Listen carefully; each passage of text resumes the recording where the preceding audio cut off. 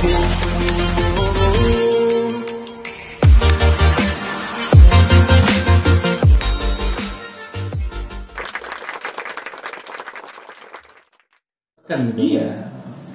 itu akan membangun pemahaman yang sangat melekat di dalam diri si anak. Karena anak melihat action dari orang tuanya, bukan hanya sekedar ucapan kata-kata gitu. Nah, kamu harus menjadi orang yang senang berbagi loh. Berbagi itu penting. Atau misalnya, nah kamu harus jadi orang peka loh. Ya, gitu doang. Jadi orang yang peka doang gitu kan, gak jelas gitu. Peka apa gitu? Iya. Kita pikir anak kita nih Google. Nah, ini kan akhirnya orang tua ini harapannya kepada anak agar anak peka ini nggak akan kejadian gitu. Karena nggak mungkin kan anak dapat meniru kebiasaan orang tuanya, tetapi orang tuanya tidak pernah menunjukkan kebiasaan tersebut. Nah, akhirnya kan kita sebagai orang tua, ketika anak sudah dewasa, anak itu tidak peka terhadap diri maupun lingkungannya, ya jangan salahin anak gitu. Karena kita sebagai orang tua tidak pernah melibatkan diri dalam tumbuh kembang anak-anak kita. Kita menyerahkan ini semuanya misalnya ke pihak luar, ya kan nggak mungkin gitu. Pihak luar ini sangat peduli terhadap tumbuh kembangnya anak-anak kita, meskipun gurunya ya. Sedangkan seorang guru saja, dia tidak mengurus hanya satu orang anak gitu. Ya, sekenanya aja. Ya sekenanya aja. Sedangkan orang tua yang hidup seatap dengan anak-anaknya, malah tidak mau terlibat. Makanya kalau misalnya sayang banget gitu ya ketika anak itu tidak bisa belajar dari orang tuanya. Benar. Sayang banget itu. Karena orang tua ini adalah guru utama bagi anak-anaknya, bukan guru di sekolah ya. Karena selama ini yang kita anggap seorang guru itu kalau ngajar matematika, fisika, kimia, gitu kan? Di depan kelas, gitu. Ya orang tua ya jangan memiliki pola pikirnya seperti itu.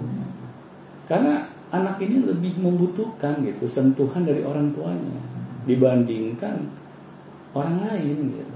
Karena kan sifat-sifat kayak kepekaan, berbagi itu orang tua itu harus menjelaskan gitu pentingnya. Benar. Ada di dalam diri anak itu kan. Iya. Jadi kalau misalnya dia nggak tahu kenapa saya harus peka, kenapa saya harus berbagi gitu kan, nggak tahu pentingnya, mereka juga nggak akan melakukan itu mungkin. Benar. Gitu. Tapi diawali dengan memberikan Contohnya. Iya, betul. Nah, setelah kita memberikan contohnya, kemudian baru kita berikan pemahamannya. Betapa pentingnya kita peka terhadap diri maupun lingkungan gitu. Tetapi disesuaikan dengan bahasa yang mudah dipahami oleh si anak. Misalnya begini, misalnya kita ingin anak kita peka secara sosial gitu ya, pada sesama gitu. Kita ajarkan kepada anak. Nah, kalau ada seseorang yang membantu kehidupan kamu, apa saja dari hal yang terkecil gitu. Misalnya ada seseorang yang membawakan kamu secangkir kopi misalnya. Jangan kopi pak, anak-anak biasanya susu. Nah, susu. Ya ini kan kalau misalnya contoh bisa apa saja ya. Nah, yang penting sesuatu yang ada manfaatnya buat si anak gitu kan. Anak harus gampang mengucapkan terima kasih. Ya. Jadi anak sadar gitu. Oh ternyata ketika ada seseorang nih yang membantu kita, even hal yang terkecil saja, kita harus mudah mengucapkan rasa terima kasih.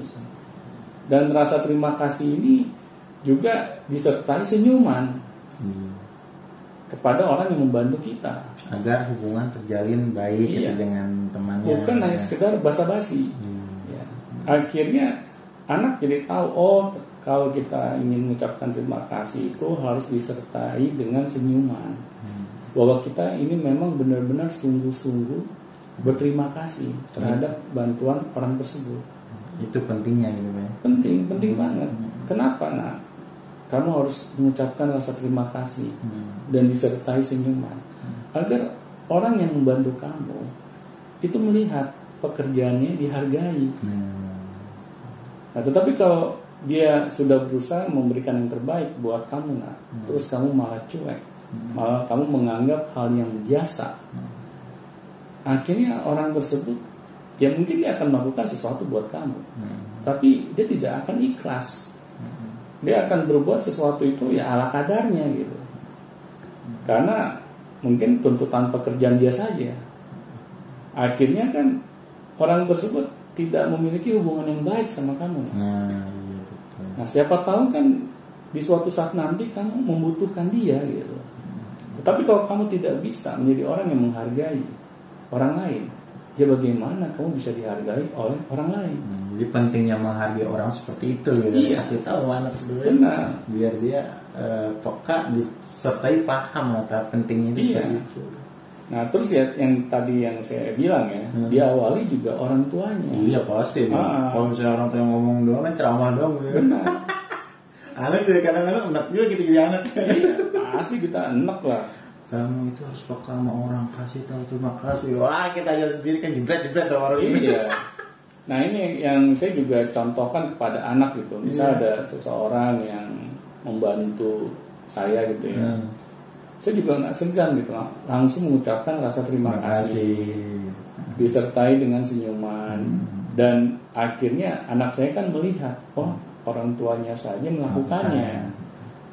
Nah, jadi kalau misalnya anak saya lupa mengucapkan terima kasih, terus saya ingatkan, anak saya nggak akan marah, karena dia tahu dia yang salah.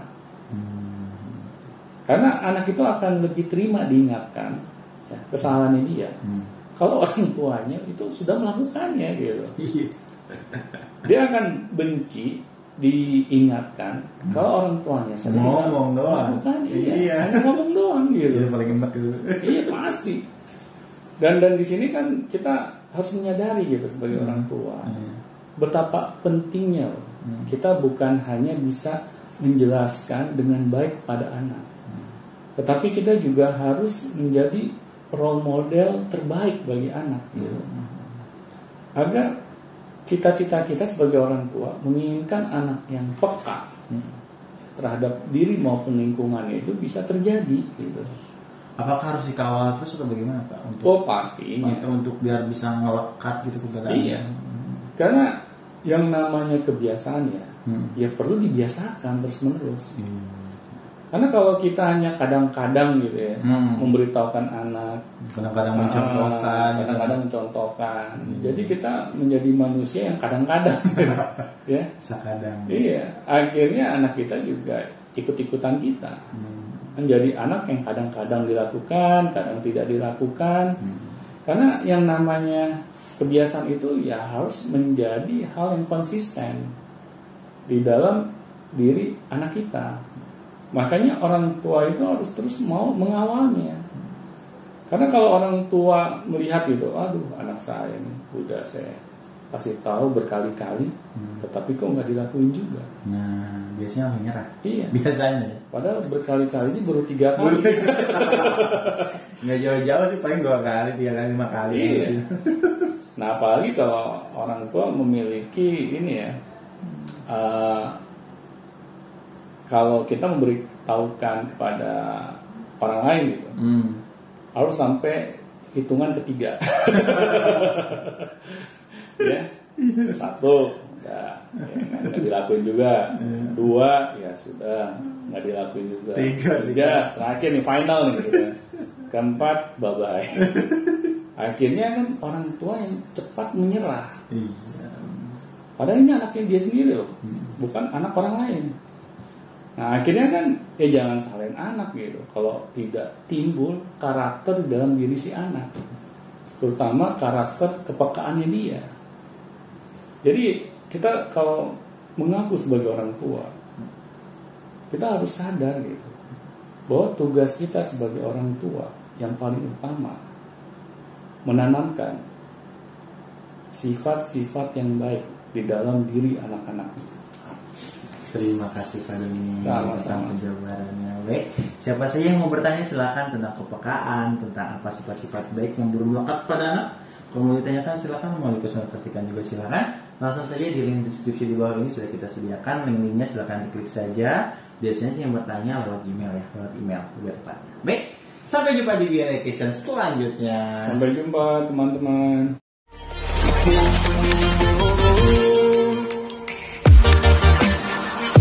Dalam menyampaikan ide-ide kita maupun ilmu-ilmu yang kita sampaikan kepada orang-orang banyak di luar sana, akhirnya mereka melihat bahwa kita ini adalah orang yang ahli di dalam Itu jam terbang gitu. Benar. Jadi setiap keahlian yang kita ingin kuasai itu kan membutuhkan